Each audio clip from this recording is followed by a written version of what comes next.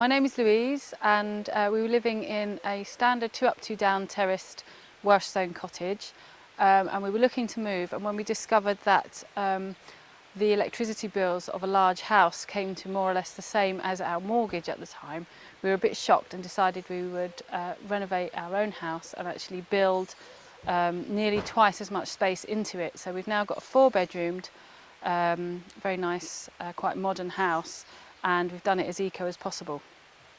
We went on a course at CAT, a timber frame building course, and it really enthused us that we could build this ourselves. Right, we chose bog standard Swedish windows. Standard, like the B&Q equivalent, are actually triple glazed and argon filled with a very low U value for the geeks of 1.2. That means they let out very little heat.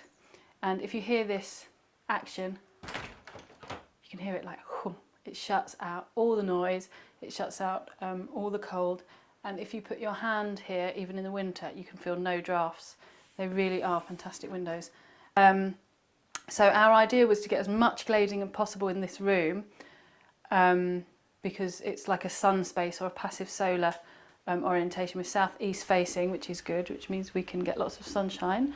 We've got the old wall of the house here, which is structural, i.e. it holds the roof up, but also it's very good thermal mass, i.e. it soaks up heat and then lets it out when the air temperature is cooler.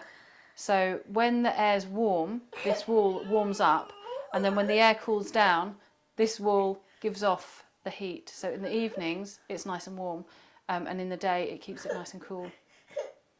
So to get our 4-bedroom house out of a 2-bedroom, 2 up 2 down terrace, we've had to come up into the attic.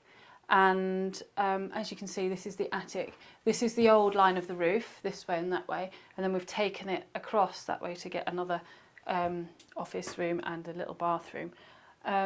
Here you can see, where we haven't finished the roof, that we've got about 5 inches of roof rafter. And that's what we've filled. Behind there is full of sheep's wool insulation. But the sheep's wool would have fallen out if we'd have not had anything. So we put the plasterboard on top. But before we put the plasterboard, we put this extra layer of insulation. This is the foam I was talking about with the tin foil layer on it. And that much insulation is like that much sheep's wool.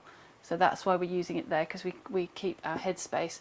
We've also taped it up to increase the air tightness of the building, but we have had to make compromises. I wouldn't have liked to use this stuff, the polyurethane, but I consider that the insulation was more important, and also having a usable space.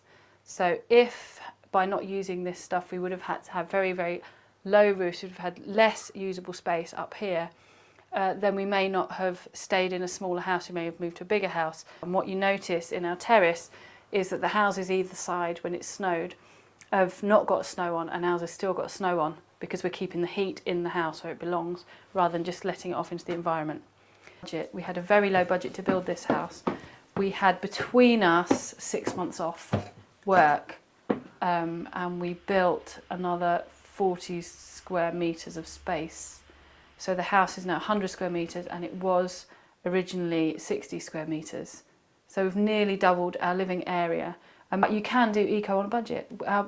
For this house, we probably spent £25,000 on the extension, but that included doing up all the rooms internally and an awful lot on a very tight budget.